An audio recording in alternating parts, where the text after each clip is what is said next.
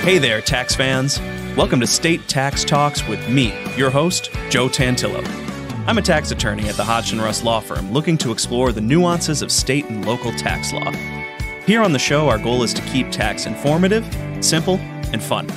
So if you're ready to talk tax, turn up the volume and dive into this episode of State Tax Talks. Welcome back, tax fans. This is part 2 of our episode on non-resident allocation and apportionment. I'm here with Chris Doyle and Drew Wright, and we're going to continue our discussion of non-resident allocation right now. Philosophical questions have been posed, long-term policy hypotheticals have been posed, but let's talk about the reality of how things actually work right now. Because as fun as it is to speculate and, put on our legislator hats, there is a reality of what happens today. So let's talk about allocating compensation, something that is applicable to a large majority of the working population. New York State, what are the rules, the basic rules for the allocation of compensation? So basic rules are pretty simple. Reality, especially in our current environment, is quite different. But the basic rules are we allocate wage compensation based on where the employee works to earn it. And so generally speaking, it's a physical presence examination of work days. And then we do a fraction, right? We determine a number of work days in New York, a total number of work days. We apply that to wage compensation to determine how much of that wage is New York source wage. And I'm sure we'll get into some of the complexities that exist around various components of wage that look at different periods. But that's kind of the test. And at root, it's pretty simple. The bigger and more complicated question, and the one that is the focus of a great deal of my time right now, is how do we deal with remote work and New York's convenience rule? Right. So before we delve into remote work, let's start off with, a work day. Johnny taxpayer, he's a worker and he wants to know that you say workday allocation, but so that's what, Monday through Friday, right? I work Monday through Friday, that's it. So I just got to think about those days. Yeah, typically most folks work Mondays through Fridays, right? So when I'm talking to someone, I say, look, I'm going to assume you're working on Mondays through Fridays, right? Because that's what most people do. We're going to assume you're not working on weekends, on holidays. If you take a vacation, we're going to assume those are non-working days. Certainly, that's not always true, right? Look at root, we're supposed to be counting work days. So if the employee is working, it counts as a work day, even if it's on a Saturday, even if it's on Thanksgiving. Of course, what New York auditors look at in terms of proof, in terms of auditing those days can be different. But I think that's a fair sort of starting presumption, right? I'm going to assume Mondays through Fridays, absent some holiday or vacation, are working days. And I'm going to assume, the other category of days, weekends and holidays, are non-working days. Right. And hypothetically, it could be a benefit to have a larger number of work days, especially if I'm somebody who works inside and outside of the state. That, denominator in the fraction being larger could be helpful to me in terms of how much tax that I end up paying. Yep. Add non-New York workdays to the denominator, drive down the New York percentage. So how many emails do I have to answer on a Saturday with clients? Is it one? If I answer one email from a client on a Saturday, is that a workday? That's what I'm thinking. And do I have to save receipts of that one email I sent on I sent one email Saturday and Sunday the entire year? Do I have to save all those in a special folder that says if audited, produce these, Well, if you look to the audit guidelines as a source of authority, which I'm want to do, they would tell you that sending one email is not enough, right? If I wake up on a Saturday morning, I get one urgent email and I spend 5 minutes responding to it, that probably doesn't make that Saturday a workday. If I sit down at my desk for an hour and respond to 20 or 30 emails, then it probably does, but there's not really, unfortunately, a bright line test in New York. So I generally just talk to people about exercising their very best judgment. If you feel like you're working that day, you should count it as a work day. If you don't, and you do a one-off work email or a one-off 5-minute phone conversation, it's probably best just not to count it as a work day. I'd like to litigate the stress of a single email and how stressful an email equates to whether something is a work day. If I'm just laboring over this one email, even if it's one line, but for me, it's a big deal. I want to argue that in front of a judge. Then you talk about proof, right? What do you have to offer to prove that you're working? I could be really laboring over one email, and if I'm working from home, and I've remote accessed into my computer, and I can prove, geez, I was logged in 8 hours that day. You only sent one email, Drew, but I worked 8 hours on it. It was a labor. So yeah, you could certainly see that kind of issue coming up, and I think that's how you go about proving it, right? How are you going to show that there's only one email or one phone call? How are you going to show you were working all day, right? You got calendars, you got remote access logs, you're doing these things from home. You have to think about that stuff if you're a non-resident who's going to be confronted by one of these audits. I'm at an age where my doctors ask me from time to time to take my blood pressure. And I think that should be the test. If your blood pressure gets over, 90 over 180 or something, that's a work day. Yeah. I'll send you a home blood pressure monitor from I've Amazon. Got one. And I've got one.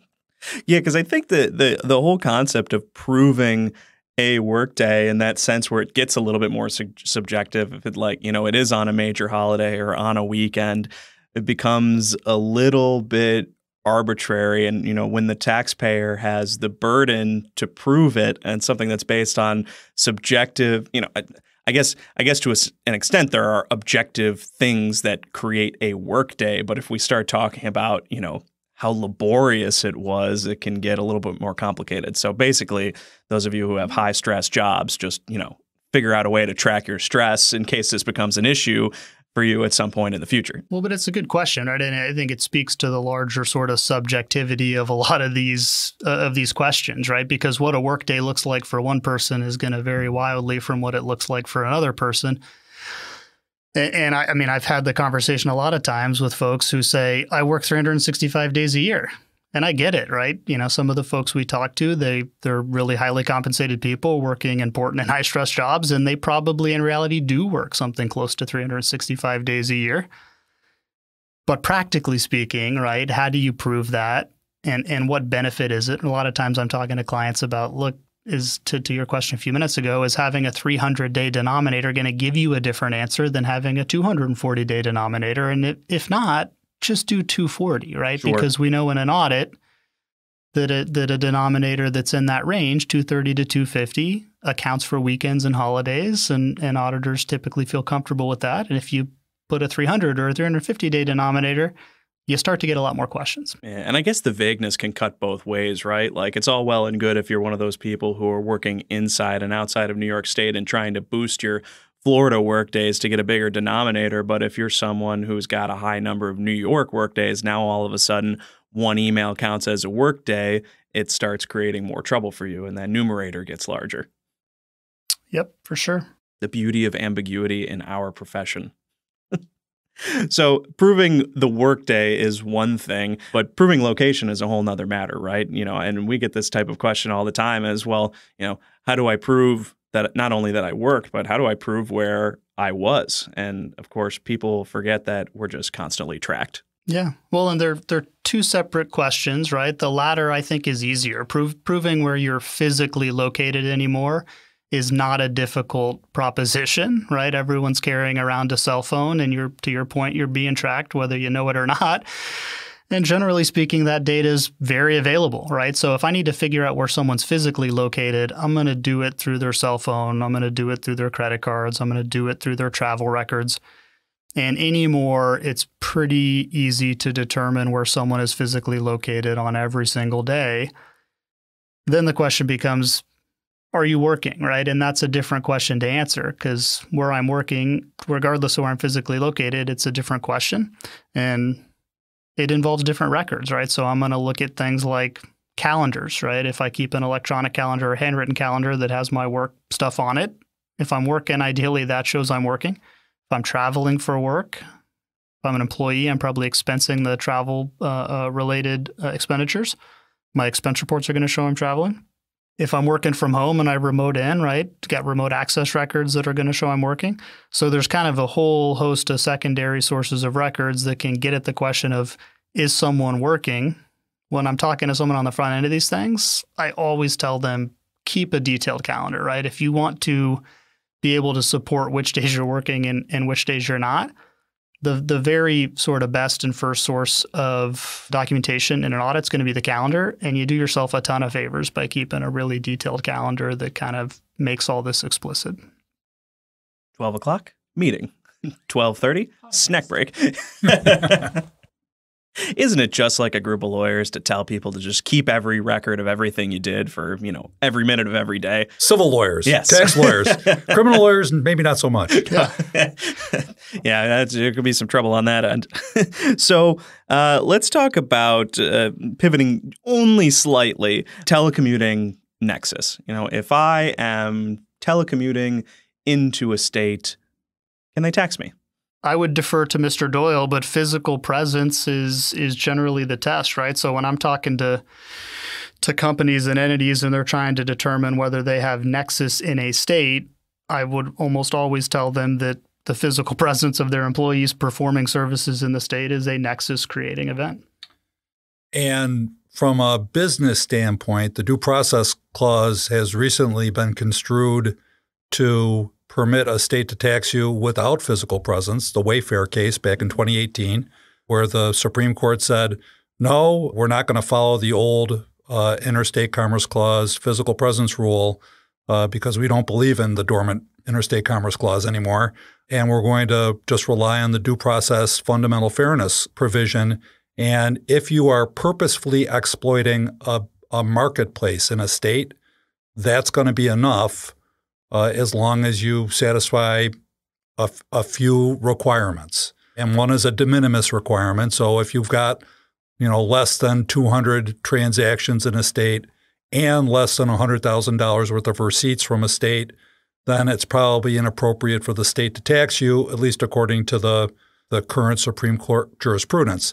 But if you've got more than that and you do almost anything to encourage that business activity, I think the Supreme Court would say, sure, a state can tax you. And the telecommuting, they've come up with this whole convenience rule theory that allows a state to tax a person that's not around. And I think Drew's going to talk more about that. Yeah, because I think that's where it gets really interesting and is currently on the minds of auditors as well as taxpayers, or should be on the minds of taxpayers if you're not thinking about it. It's this issue of, okay, I will purposefully enter a jurisdiction and they can tax me, but also I have states like New York with this convenience rule, which say I am purposefully availing myself or exploiting that jurisdiction as well, even without physical presence. And now you get into this whole area of double taxation concern, which is like the ultimate fear of every resident of the United States is, oh my God, not only are you going to tax me, you're going to tax me again? That's outrageous. It is. It's outrageous.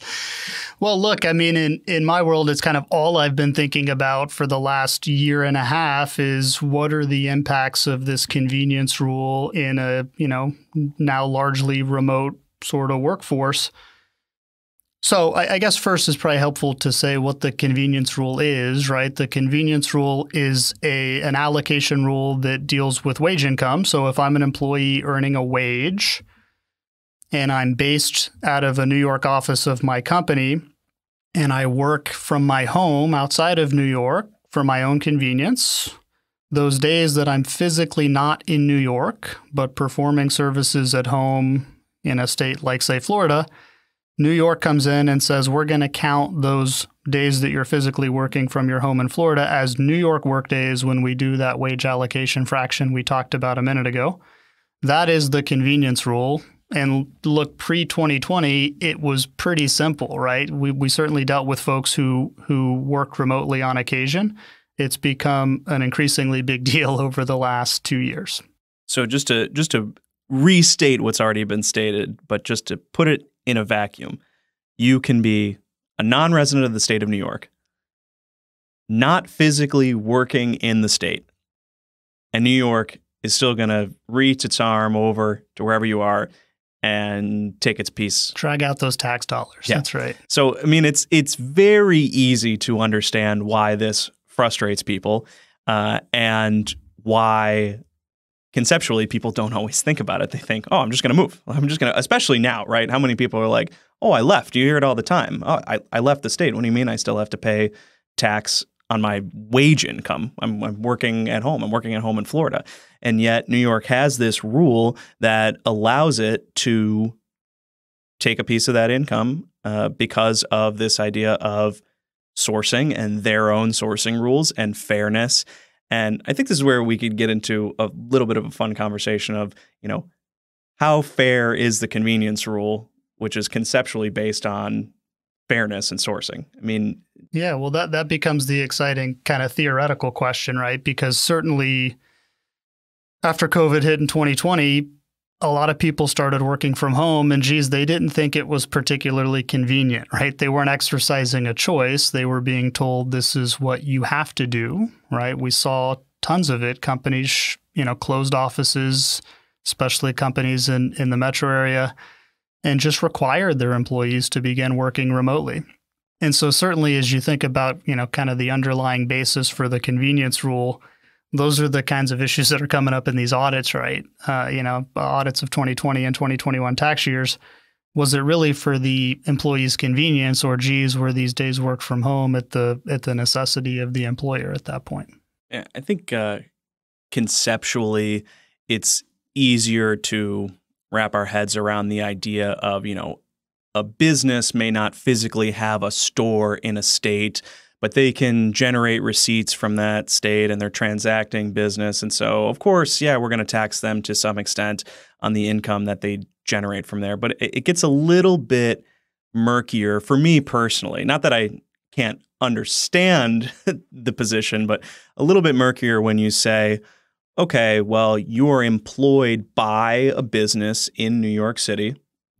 That's where their headquarters are, and that's where your office assignment is.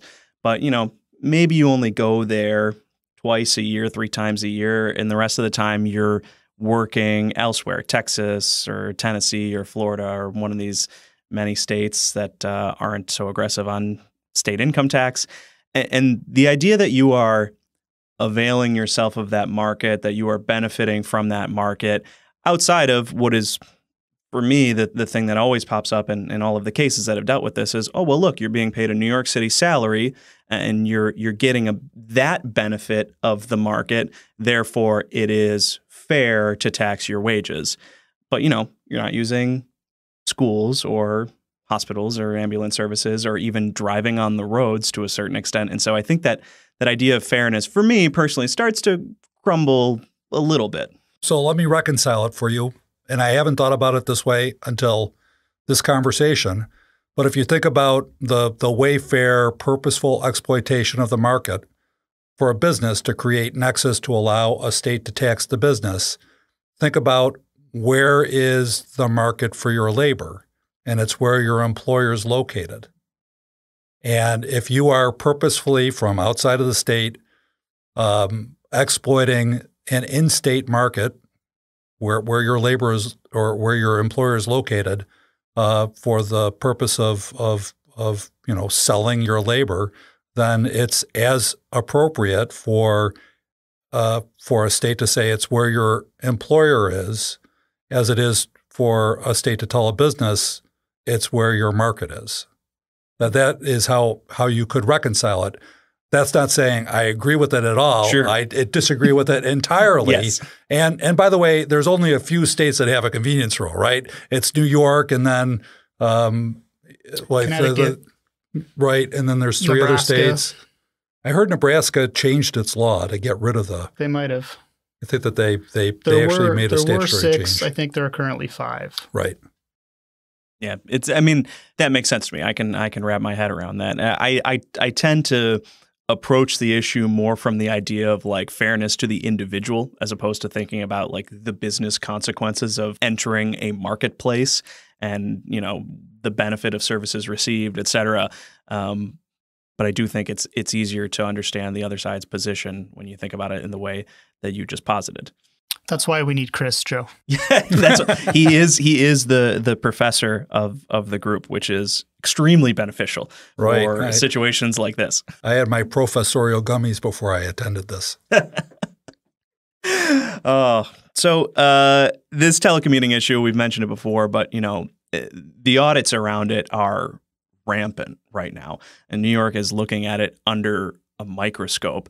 But it seems like for many taxpayers, it's a hindsight issue. It's kind of like, oh, I moved, but I didn't think about this. Well, yeah, I mean, that's the nature of audit, right? People, for the telecommuting issue, people left New York in March of 2020 when COVID hit. A lot of them went to other states. A lot of them subsequently changed their residence. A lot of them did so in ways that, are super compelling from a residency standpoint. But not a lot of them thought in real time about the nature and source of their wage income that they were now earning by working remotely from some other state. And so certainly in the audits we have seen so far of 2020 tax years, right? New York has sent out a bunch of audit letters to 2020 filers on the telecommuting issue. It is common for me to field one of those and talk to the person and for them to just tell me, yeah, I was working remotely from home, and otherwise nothing, other than COVID hit and it changed everyone's world, nothing changed in my facts and circumstances to cause me to work from home. And so it has been a kind of trying to figure out in hindsight how to sort of navigate those cases and try to, get to the best tax result. Yeah, but there are ways around it. It's not like you just need to quit your job. That's not the the solution. Yeah, I mean, certainly going forward, right? The second I talk to someone, if they haven't done anything, I'm absolutely talking about what changes we can make so that going forward, we sort of mitigate the impacts of this convenience rule. And I generally think about it as sort of three options here. The first and best option is if I work for a company that has an office in some other state, some non-New York state, can I be assigned to that office instead, right? And certainly we've talked to a lot of people post-COVID who, companies who had lots of employees move, high-level employees moving to, certain parts of the states, ding, Florida. And a lot of companies have opened an office in another state post-COVID. And so if there's an office of the company in close proximity to my new home, getting reassigned to that office is the best and simplest way to mitigate this convenience issue. I'm no longer an employee based in a New York office of my company. That's not an option for a lot of people, right? They moved and their company does not have an office in whatever state they live in or an office that is convenient to their home. And so the second option I talk to folks about is the exception to the convenience rule, which is the bona fide home office exception. And effectively, if I can take some steps, jump through some hoops to make my home office what's called a bona fide home office, I get to treat the days I work from home as if I was working in just any other office of the company. It's an exceedingly difficult test to meet. I think the technical memorandum that announced the policy is now 16 years old. Yeah, 2006, I think. A lot of the factors that are laid out there, some of them are just no longer relevant. Some of them are certainly not relevant to employees of service providers in a 2022 world. And so it's generally not my preference. And I think prior to 2020, I had never advised a single person on trying to use the bona fide home office exception. And we've probably done that a couple hundred times over the last few years. So it's an option that's out there. And for some folks, it's the only option. And then the third option is if I'm going to just be a remote worker, period, full stop, right? If I used to work in New York, but now I moved to Florida and my company says, you can work remotely 100% of your time. You never need to come to New York. You never need to be in an office of the company. There's a case law exception for remote workers, right? But it has to be 100%, right? There's no kind of de minimis threshold. If I'm only in the office 5 days, can I still qualify for that remote exception? Probably not. Right.